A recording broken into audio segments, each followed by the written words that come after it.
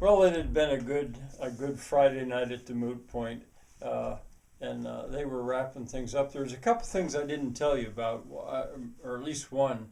Uh, Omar had asked if he could make a copy. They had a copy machine there.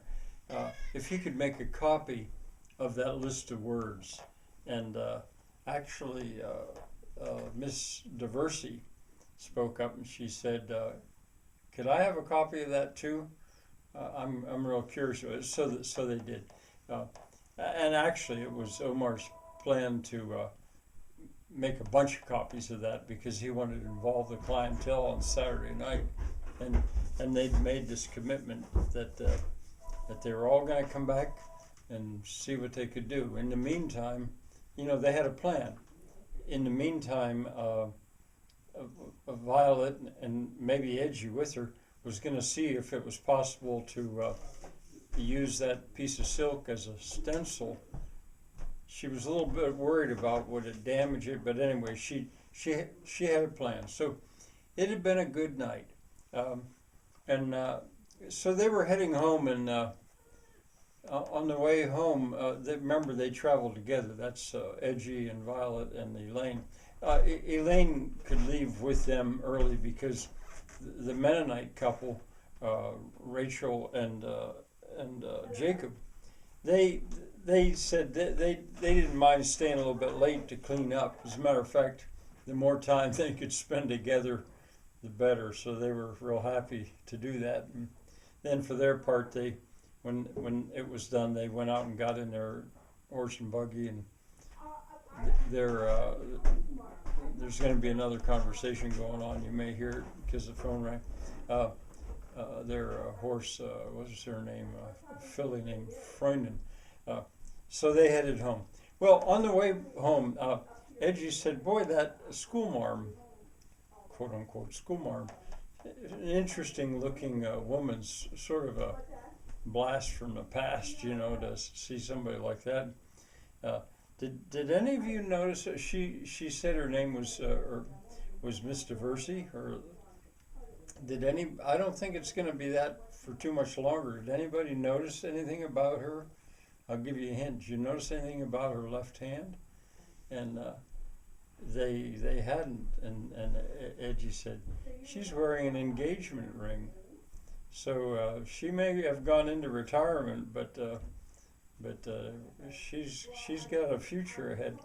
So anyway, they got home and back to Astolat Street to Violet's house, and it could have been a fine night, and they could have just all gone to bed right then. But they were all excited, worked up kind of because it had been so interesting. I mean, Edgy and Omar seemed to have made a friendship. There was a common attitude there. They had really hit it off. And so, Violet said, we've been watching Shakespeare. And she explained about that series that's been going on, and each night they had a chance to watch one. Maybe we should do that.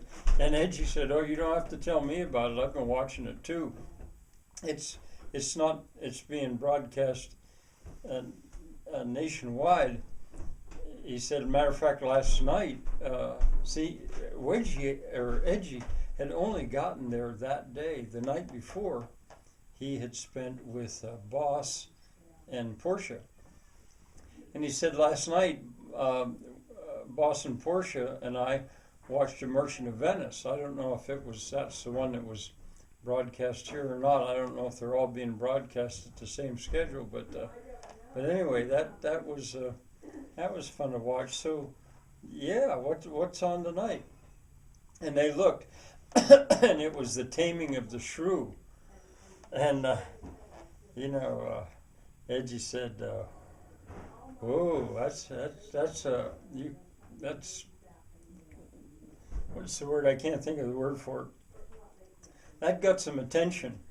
He said, "Do you remember Violet back in the '60s when that was the version was done with Richard Burton and Elizabeth Taylor? It was wonderful." And she said, "Oh yeah."